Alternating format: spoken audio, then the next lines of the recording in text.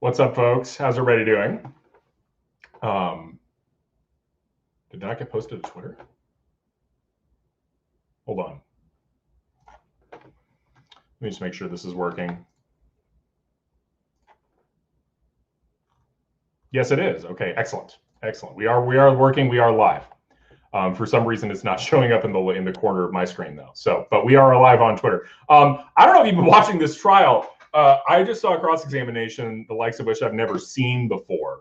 And I kind of want to just we'll just show you a bit of it. This is GAIGE GROSSKREUTZ, who is the guy who who managed to completely implode the prosecution case. He's the guy who was shot in the arm, right, and had his bicep blown up, effectively vaporized in the description. But I just want to go to this and show you what he actually what actually just happened. So you should be able to hear this. If you can't, let me know. It wasn't until you pointed your gun at him, advanced at him, with your gun, your hands down, pointed at him. Oh shoot, it's probably gonna, let me fix that headphone audio. Try that one more time. It wasn't until you pointed your gun at him, advanced at him, with your gun, your hands down, pointed at him, that he fired, right? Yeah. Oh shit! That's it. Directed verdict. Directed verdict on all the murder charges. Kyle knows. Oh, here it is. Directed verdict on the murder charges. He just exhaled. Kyle. Oh, he looks like he's gonna cry. How do you not acquit after that? Look at Bigger. This is look at Big Boy. This is my favorite part. Going back to here, this is my favorite part right here. Literally face palming. Literally face palming. The dude is just sitting there, just watching the prosecution case collapse. So needless to say, that was absolutely calamitous testimony for the prosecution. I didn't watch the entire direct, but I watched basically the entire cross-examination of GAIGE GROSSKREUTZ. And they first managed to dismantle his credibility enormously through a number of moves. One, they pointed out that he didn't tell the police that he had a gun, that he didn't tell the police he had dropped the gun. And then he made these preposterous claims about having this ethical, decision to that it wasn't compatible with his ethics to shoot a person in self-defense. There's just all sorts of things that this guy tried to make claims about that made no sense. On cross, they just absolutely devastated him. They got him to admit that Kyle's self-defense claim is correct, right? If Kyle didn't shoot until GAIGE was pointing his gun at him and advancing on him, then that is the most crystal clear case of self-defense imaginable, right?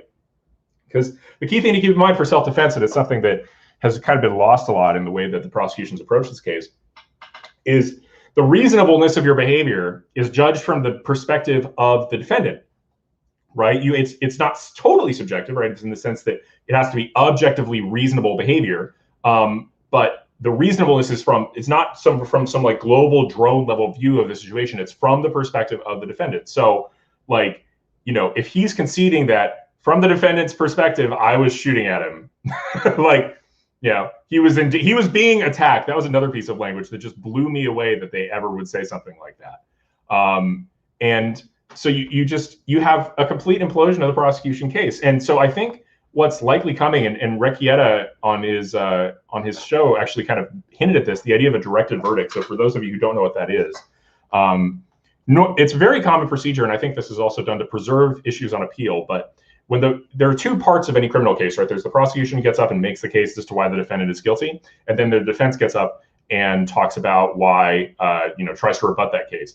But when the prosecution is done with what's called its case in chief, almost every single time the defense will get up and make a motion for a directed verdict. What that means is, I don't know the exact language, but it's effectively that even looking at the evidence in the most favorable light to the prosecution, they have not proven the elements of the crime that are charged. And as a result, as a matter of law, the case has to be thrown out. This is very rare. This motion is usually made and then almost always immediately dismissed out of hand, because usually the prosecutors are doing their job and making sure they're presenting some form of a case that, if looked at favorably, could conceivably let a reasonable jury find the defendant guilty. But they haven't actually done that here.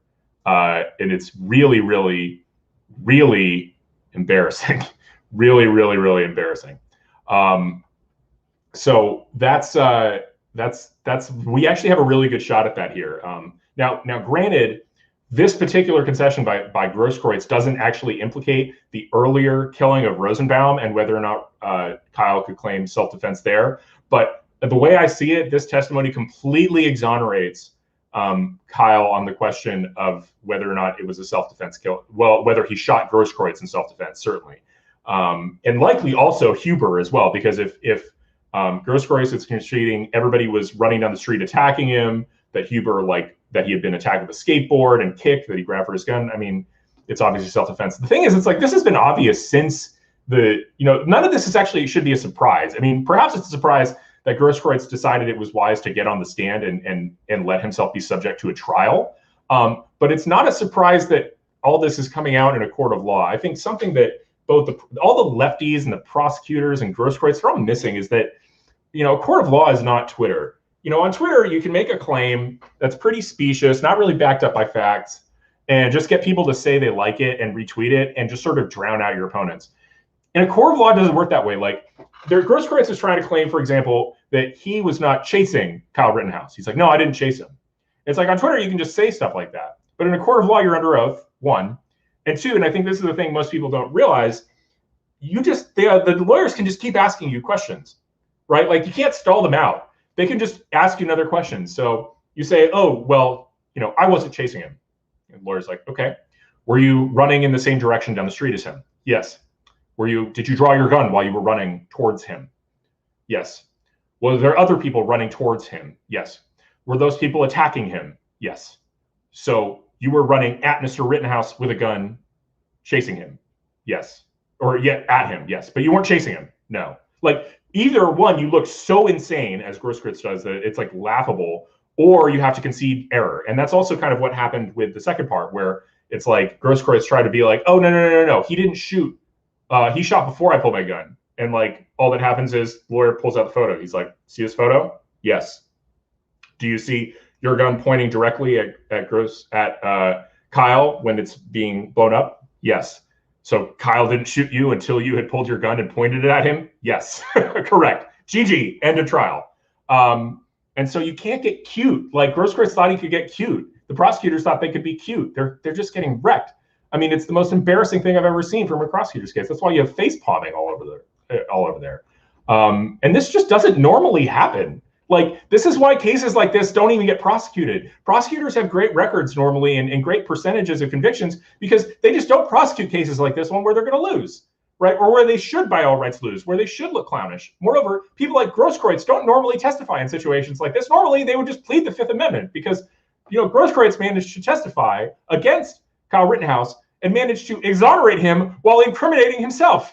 It's remarkable. I assume his lawyer probably told him he should be taking the fifth around this testimony because Grosskreutz managed to concede that he unlawfully possessed a firearm and also managed to concede that he was likely the initiator of the use of force. This testimony could be used against Mr. Grosskreutz in still not a slam dunk criminal prosecution, because Grosskreutz actually would have his own kind of self-defense claim. Remember, it's about Grosskreitz's perception. So if Grosskreutz could persuade the jury that he felt threatened, that's why he pulled the gun out and pulled it out, then Grosskreutz would himself have a claim of self-defense.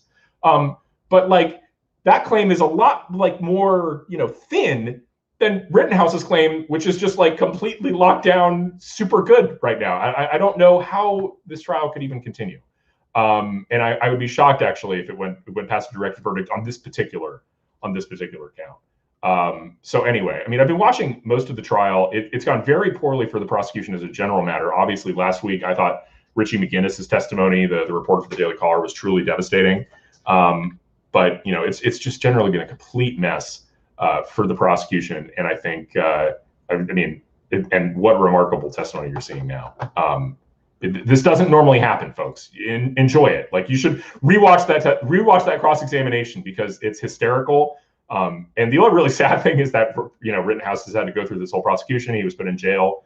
I think there should be malicious prosecution, civil. There should be a serious civil complaint against prosecutors for even bringing this case. They're sitting there face palming at the testimony of their star witness. This is a joke, a total joke.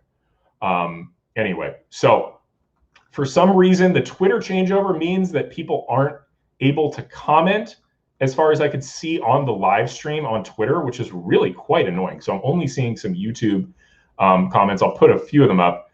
Gage just watched his $10 million lawsuit get vaporized. That's exactly right from Trish Lawyer. The fact that actually also really dramatically indicts his credibility when the fact is he's the likely beneficiary of a conviction in terms of his financial wherewithal.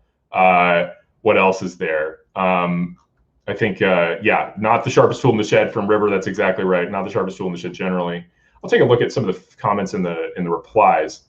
People are like, can't see it. But yeah, I mean, there's a legit attempted murder charge against Grosskreutz. I'd actually need to like read the Wisconsin statutes and figure it out if that like is there. But I mean, the guy's incriminating himself. His lawyer, I don't know if his lawyer is after lunch, but apparently in a previous interview with law enforcement, this is something that came up.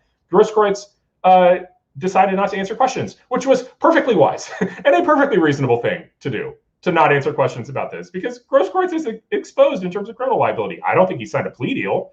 A terrible, terrible idea. Anyway, so that's all I got for right now. Obviously, the trial's going to get started in another half hour, but thank you for watching. There'll be more on this. We'll keep following it. I'm going to be doing a bunch of hits. I'll be doing Buck Sexton show this afternoon at 4, OAN at 6, talking about what we saw today. And I mean, it's mind-blowing stuff. All right, I'll talk to you guys later. Peace.